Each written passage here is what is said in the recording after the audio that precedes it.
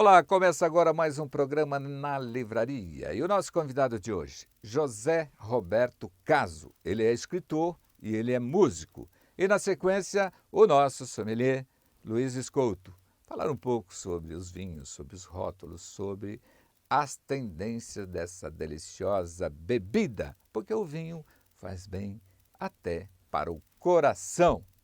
E, como sempre, vou comentar mais um prata da casa, dessa vez um adolescente, e também um livro que é sucesso mundial. Após a vinheta, voltamos com a nossa entrevista.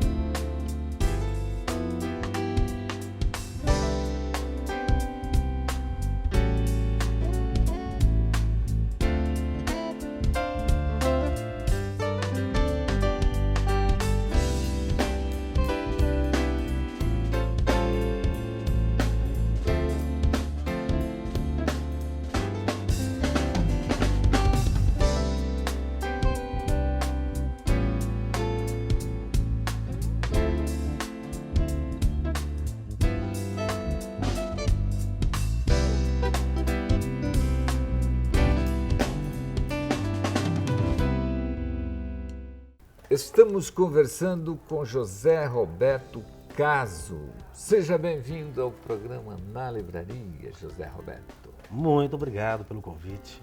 Fiquei muito feliz de poder participar do seu programa. Roberto, é muito interessante conversar com o escritor. O escritor é um sonhador, né? Com certeza. E nós temos aqui algumas obras publicadas e você tem um lançamento em breve, não é? Fala um pouco para nós, por que é que você entrou nesse mundo tão encantado que é da literatura? Foi uma construção. Na verdade, eu sempre gostei muito de humor. Eu sou escritor de humor. Sempre contava as histórias que aconteciam no cotidiano, né, no meu trabalho, no Banco do Brasil. E o pessoal, a resposta era boa, o pessoal ria, gostava. E participei de um concurso na faculdade, na segunda faculdade. Eu sou formado em filosofia e administração de empresas com ênfase em comércio exterior. E na Facol, na segunda faculdade, eu participei de um concurso e era sobre o escritor Orígenes Lessa. Eu fiquei em segundo lugar, não ganhei o concurso, para mim foi uma grande vitória na ocasião. Fiquei animado. Isso foi que ano? Isso foi em 2000, porque essa segunda faculdade já fiz já mais velho, né? Fiquei muito feliz, houve um evento grandioso lá na cidade para entrega dos prêmios, me senti até lisonjeado. Segundo lugar é muito importante nesse mundo. Isso. Aí participei de outros concursos. O Banco do Brasil todo ano ele promove concursos de contos, poesia, crônicas. Eu participei de vários, não fui classificado em muitos deles, até que eu consegui um terceiro lugar numa ocasião e por último, o último que eu participei eu venci. Foi em Ribeirão. Ribeirão tem um departamento que chama GEPES, né, Gestão de Pessoas, que também cuida dessa parte cultural. Esse concurso de crônicas era sobre os 200 anos do Banco do Brasil. Eu fiz uma crônica que inclusive está nesse próximo livro, que eu não tinha ainda editado, nos 2 livros anteriores, vai nesse terceiro livro que será lançado em dezembro. Que é uma crônica premiada, no entanto inédita. Inédita, nesse concurso. Para mim foi a glória, porque até então eu não tinha muita segurança em seguir escrevendo crônicas de humor para livros, mas me senti qualificado, é aquela segurança que, por ter vencido esse concurso, eu fiquei animado. Você impulsionou esse continuar escrevendo. Esse fio condutor da literatura sua. Isso. E diante dessa conquista, depois de 10 participações... O importante é isso, né? Não desistir nunca. Antes só eu e minha mãe gostávamos, né? Depois eu percebi que, Santa mãe, gosta de tudo. diante de um júri qualificado, seleto, né? O Banco do Brasil é respeitado. Era um concurso em nível estadual, tá? Existem concursos no banco em nível federal, nacional. Esse é no estado de São Paulo todo. Fiquei muito contente e me animei a continuar escrevendo. Esse primeiro e segundo livro, todas as crônicas são relatos de fatos acontecidos, fatos engraçados, acontecidos no dia a dia do trabalho bancário. A minha função no banco, né, nos últimos 11 anos, era controles internos, então fiscalizava as agências. Então, cada rede tem mais ou menos 40 agências. Eu trabalhei em 4 redes. Um período eu trabalhei em São Paulo, na Rede Norte, outro na Centro-Sul, depois fui para Ribeirão, trabalhei na Rede Araçatuba e Rede Lins. E Prudente também, são 5 redes que trabalhei. Então, nessas visitas às agências, eu procurava sempre participar dos churrascos. Sempre com humor. Conversar muito com o pessoal. E lá houve-se muitas histórias engraçadas do cotidiano. E eu pegava essas histórias e transformava em crônicas engraçadas. Obviamente, uma caricatura, né? Dando aquela pinta de humor sarcástico, escrachado. O lúdico, principalmente na literatura, é importante quando você encontra um escritor, que é difícil lidar com o humor. Mas esse aqui, Crônicas bancárias. Crônicas bancárias. Foi o primeiro. Bancárias. Isso aqui você lançou que ano? Foi em 2007. 2007. E esse livro encontra-se esgotado, não tem mais, nem o primeiro nem o segundo. Foi lançado em São Paulo, na ocasião eu estava em São Paulo, sou marilense, me aposentei em março, voltei correndo para Marília, né, porque eu gosto muito de Marília. Vou dar continuidade ao meu trabalho em Marília. Até, para não perder a linha de pensamento, esse terceiro livro, diferentemente desses dois, são crônicas que não tem nada a ver com trabalho bancário. Entendi. São histórias fora do banco. Aí veio No Expediente da Vida. Esse aqui que ano foi? Esse foi 2010. 2010. E esse aqui também, o gênero crônicas de humor. Legal. E agora estamos preparando aí, que será lançado aqui na nossa livraria, né? Já estamos cuidando aí dos convites. E você, qual a expectativa desse novo, terceiro trabalho? O objetivo principal é levar um pouco de alegria para as pessoas. Não existe outro objetivo senão esse. Tanto que o valor do livro é o preço do custo. Praticamente é o preço do custo do livro. Você não visa lucros nessas obras, sim levar o conhecimento do seu quer trabalho. Atingir, ter um alcance máximo possível para que as pessoas tenham acesso a uma leitura que eu acredito, né? Eu e minha mãe acreditamos ser de bom nível e de humor, que é um estilo pouco, né? Você deixou um formato aí em A4 e eu normalmente eu dou uma olhada em algumas páginas e realmente eu fiquei impressionado com a maneira que você escreve. Até me remeteu à minha infância, minha adolescência, quando eu gostava muito de ler Bocage, porque tinha esse tipo de humor, esse humor sadio e ao mesmo tempo ele brincalhão, né? E ao mesmo tempo o conhecimento, que através desse humor você consegue tirar alguma coisa para o dia a dia, para a cultura, principalmente das crônicas, né? E já como está o processo aí de finalização? Já está para impressão esse livro, né? Eu acredito já que foi para a impressão. 2 semanas, no máximo 3 semanas, já teremos o livro físico, até para trazer para a livraria, para a tua livraria, venda. já para divulgar e colocar à venda. Quantas páginas? São 120 páginas. 120 páginas. No primeiro momento, seriam o dobro de crônicas, mas até para baratear o custo, né? Eu dividi ao meio, peguei 31 crônicas. A gente vai fazer esse primeiro livro, depois no próximo ano, meio do ano, a gente pode lançar o quarto livro, que seria... Hoje é moda você fazer a primeira temporada, a segunda temporada. Tem livros, tem autores que no mesmo gênero vai até 4 temporadas. Virou moda isso. E qual que é o título, Roberto? Causos do Caso. Causos do Caso. Meu sobrenome é Caso com Z, né? O seu é Caso Como eu estou contando causos lá, né? Então os meus causos. Causos do Caso. Muito bom. E quanto tempo você demorou para escrever essas crônicas aí, que você está tão na expectativa? Hein? Eu costumo escrever 1 a 2 crônicas por semana, então é muito rápido. Eu tenho os temas, quando eu tenho os temas, é muito rápido para criar uma crônica de humor. Né? Então, esse livro, eu não tenho uma disciplina de escrever diariamente ou semanalmente. Eu resolvo escrever, escrevo uma crônica, 2 e guardo.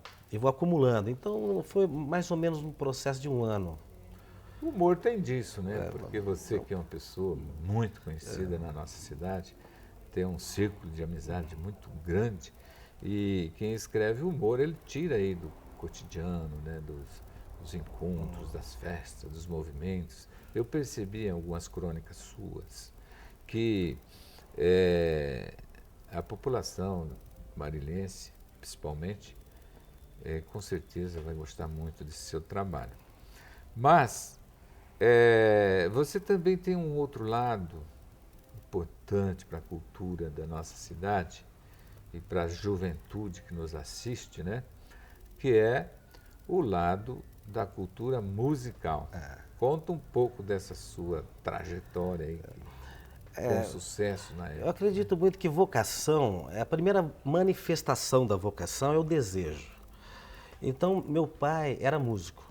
Meu pai era mecânico, mas músico amador. Então, já nasci ouvindo discos de serestas, música popular, sambas, e ele tocava muito bem. E eu cresci nesse ambiente. E com 11 para 12 anos, eu fui convidado para tocar na Banda Marcial do Senac de Marília. Senac. Na ocasião, fiquei muito feliz pelo convite e aceitei.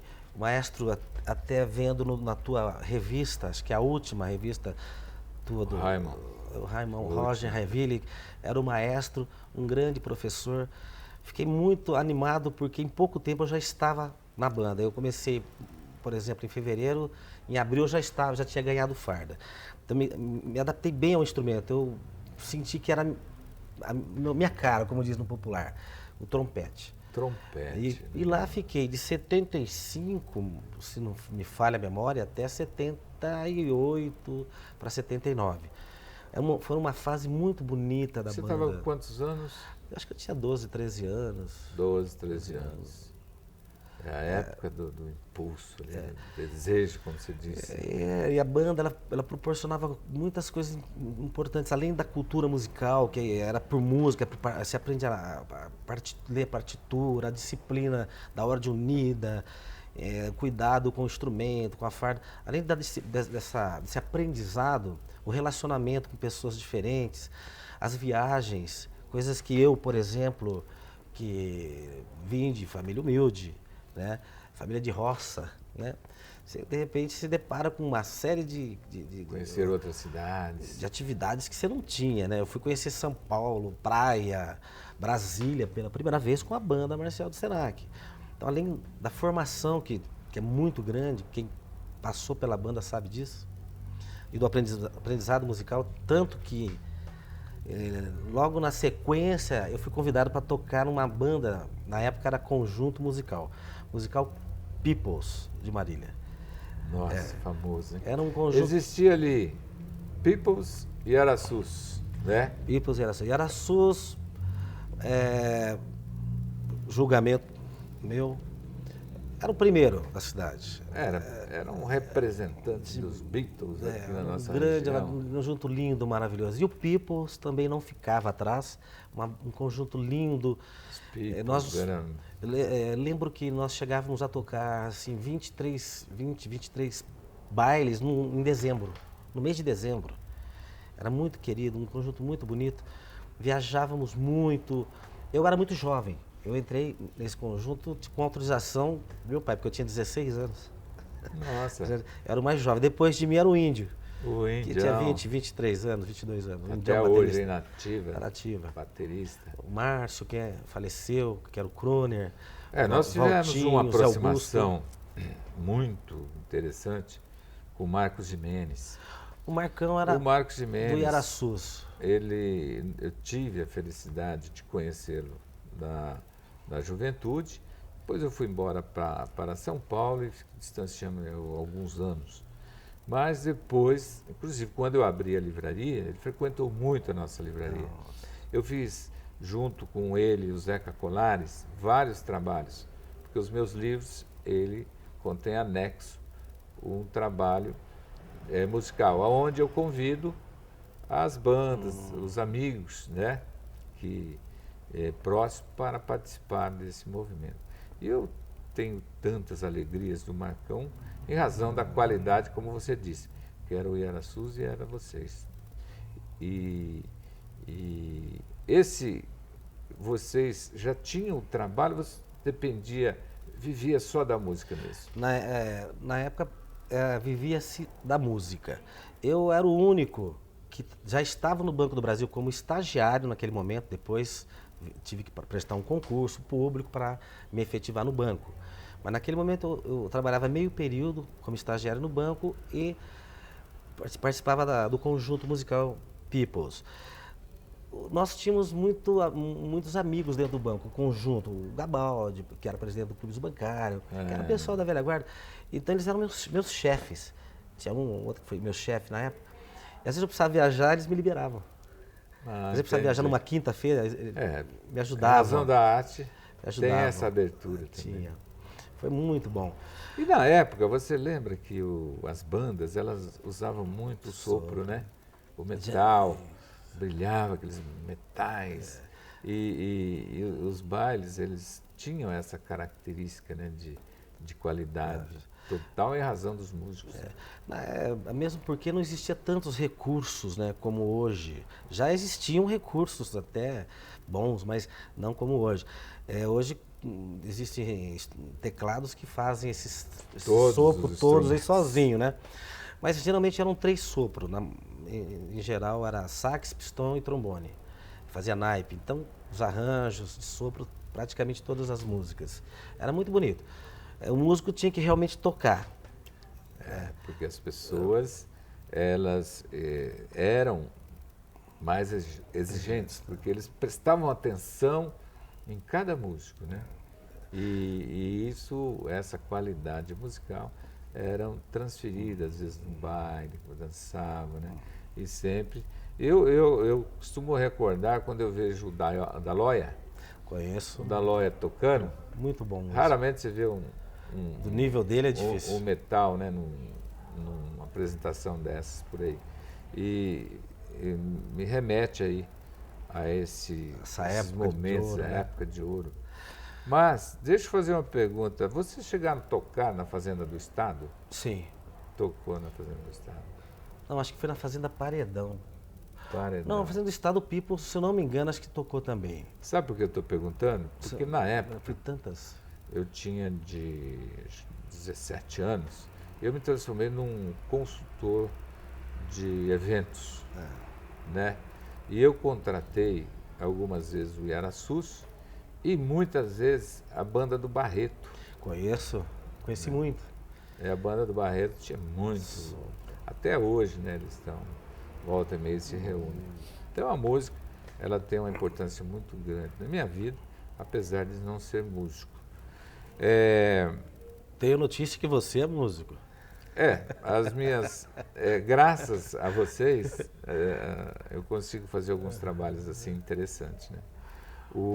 Mas nessa época de ouro, né, da música, você não pensava em escrever.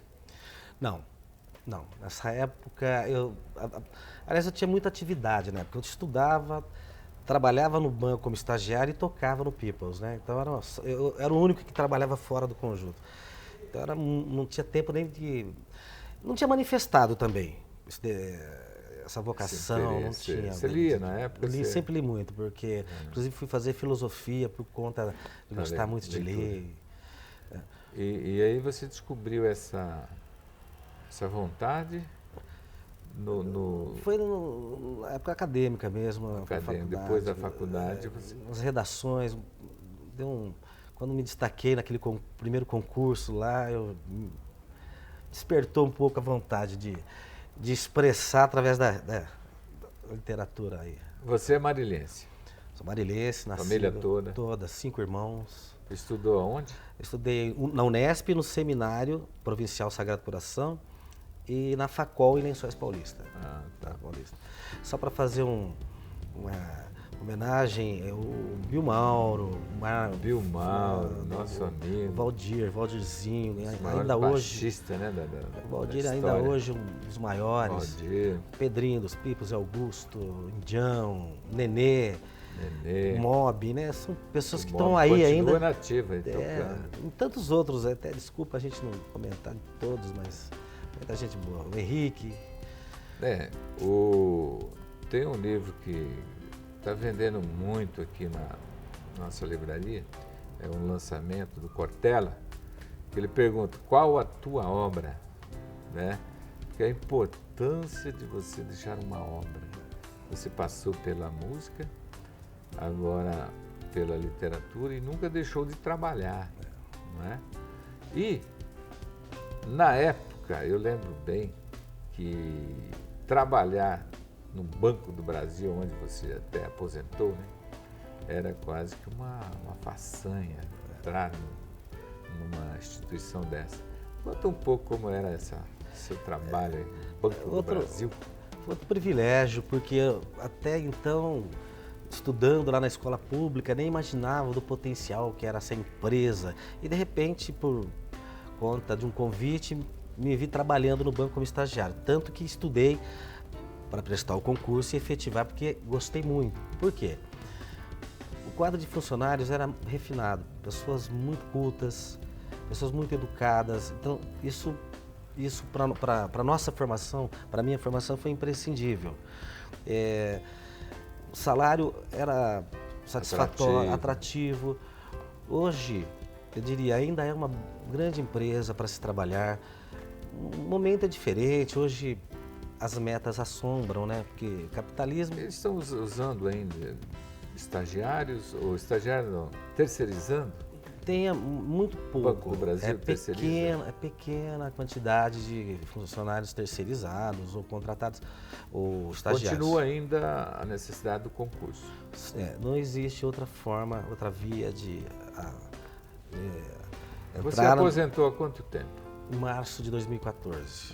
Recente. É recente. Vai ter 35 anos de contribuição. 35 anos. Você vai ter aí muito tempo para escrever crônicas. E você sabe que eu percebo no Banco do Brasil hoje, inclusive nós temos aí na agenda até a entrevista com uma dessas diretoras de marketing do Banco do Brasil.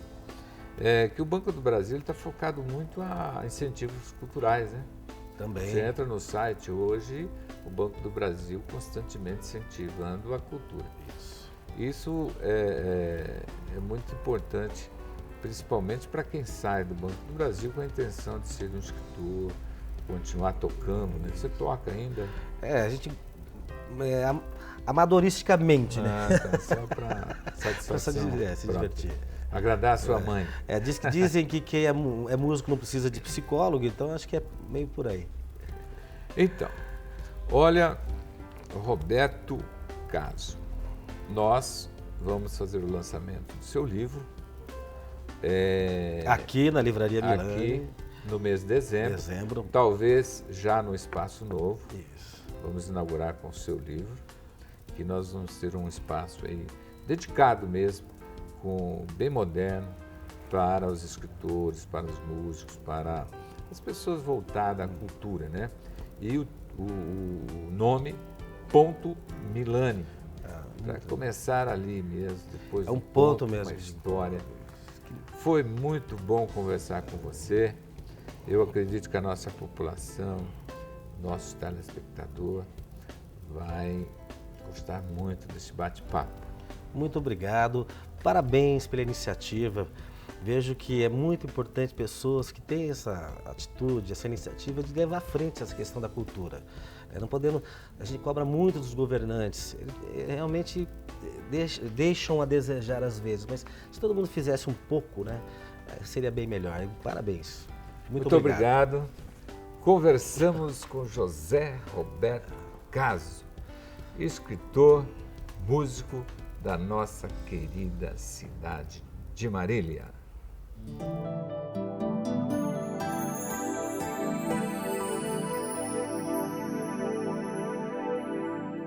Olá, eu sou o sommelier Luiz Escolto e, semelhante a programas anteriores em que nós nos dirigimos a você para lhe trazer informações seguras acerca do universo do vinho, para que você possa compor um evento nestas festas de Natal e, portanto, decidir qual vinho vai harmonizar com o cardápio que você está selecionando. Eu já, no programa anterior, falei sobre o vinho seco. Também falei sobre o vinho demi-seco. E agora eu quero trazer informações sobre o vinho doce. O vinho doce é conhecido mundialmente como um vinho para sobremesa. Né? Agora, existe um critério, né, que nós estamos utilizando e os especialistas publicaram em diversas publicações na literatura do vinho, que é o critério da doçura. Você pode me perguntar, tá, a palavra doce já não quer dizer que o vinho é doce? Então, na verdade, eu vou tentar agora trazer uma informação para que você se sinta seguro na hora de decidir a compra de um vinho doce. O doce significa que ele tem mais de 30 gramas por litro de açúcar. Isso quer dizer que ele ultrapassa os 3%. Né?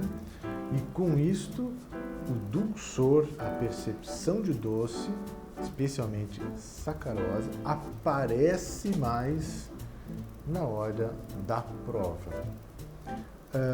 Apenas vinho doce, em português, ou dolce em outras línguas, muito comum aparecer no rótulo. E quando não aparece no rótulo, ele também pode ser identificado pelo tipo de uva. Né? É o caso da uva Moscato, né, onde nós temos um espumante maravilhoso, né? É um espumante doce que vai muito bem com qualquer sobremesa. Eu vou puxar aqui e nós vamos diferenciar esse exemplo do doce licoroso, que eu vou mostrar para vocês também um exemplo disso. Eu tenho aqui um vinho moscatel espumante. O fabricante, a Casa Perini, é o exemplo que nós temos para mostrar. Passando os olhos pelo rótulo na fase,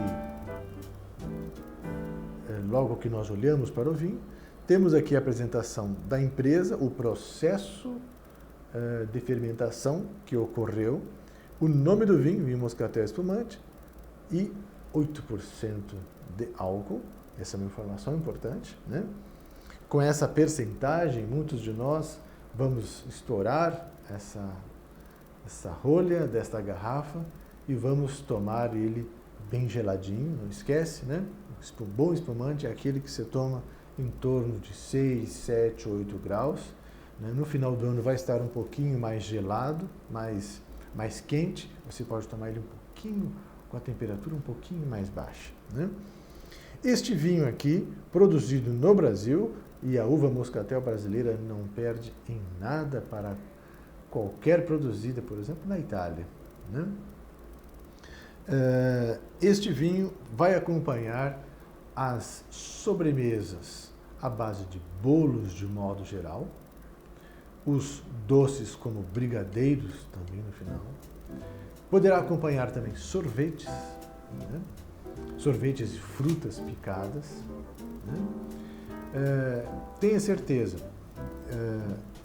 este vinho vai cair no agrado dos seus convivas, dos seus convidados. Será de um sabor muito agradável, bem frutado, de um dulçor equilibrado, e realmente, quando você o trouxer para a boca, você vai sentir a necessidade de continuar comendo alguns doces. Frutas secas pode ser uma boa proposta para trazer sobremesas à mesa neste período de Natal, né? Não há necessidade de se sacudir a garrafa, né, antes de abrir, né? Esta é uma invenção que vem aí da área do automobilismo, né? Aquelas garrafas imensas, grandes, né? A ponto de se tomar banho ao vivo com a televisão filmando. Em casa, no final do ano, não há necessidade disso, né? Muito antes, pelo contrário, do que se acredita, né? Da rolha estourando e aquele barulho todo. A melhor maneira de se tomar o vinho moscatel espumante é no silêncio. Quanto menor for o barulho da saída da rolha de dentro da garrafa, pode ter certeza, você aproveitará muito mais o líquido. Quanto mais você sacudir, mais esse líquido será lançado para fora, né? A concentração de gás que tem aqui dentro é suficiente para que isso aconteça. Então não esqueça, o vinho moscatel espumante é um vinho para acompanhar sobremesas. Não importa a sobremesa que você tiver na sua casa. Todas as sobremesas ele vai acompanhar muito bem. Servido numa taça de espumante, que é aquela taça longa, estreita, né? Ali você terá uma experiência marcante, inesquecível, muito saborosa e, como eu falei há pouco, vai cair na graça dos teus convidados. Eles vão querer que você abra mais uma garrafa de vinho espumante de uva moscatel. Espero que você tenha acompanhado essa proposta, porque este projeto de trazer informações para o consumidor vai continuar. Nós estaremos aqui nos próximos programas trazendo maiores informações e detalhes para que você possa fazer a melhor decisão de compra agora nas festas de Natal. Muito obrigado e até o próximo encontro.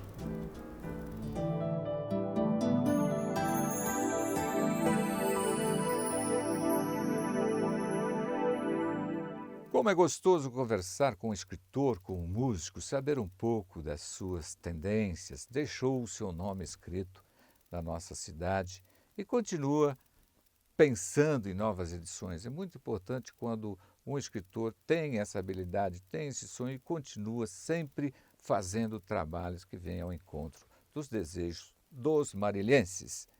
E também o nosso momento com Luiz Escolto, sempre expondo sobre seu conhecimento profundo sobre os vinhos. Se você quiser conversar com Luiz Escolto, agenda, ele sempre está aqui na livraria e atende às dúvidas dos nossos telespectadores. Como sempre, vamos falar dos dois livros. O primeiro deles é A Infiltrada.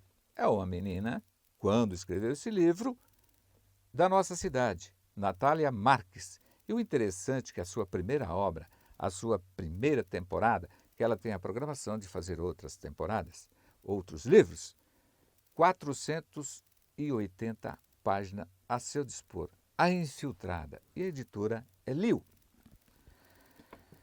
E agora, um sucesso nacional. Eu gosto de recomendar esse livro, porque ele vai ao encontro do empresário, ele vai ao encontro de todas as pessoas que realmente buscam conhecimento. Philip Stuck é o autor, Os 100 Pensadores Essenciais da Filosofia, um livro para você ter na sua biblioteca, na sua casa, você consultar sempre.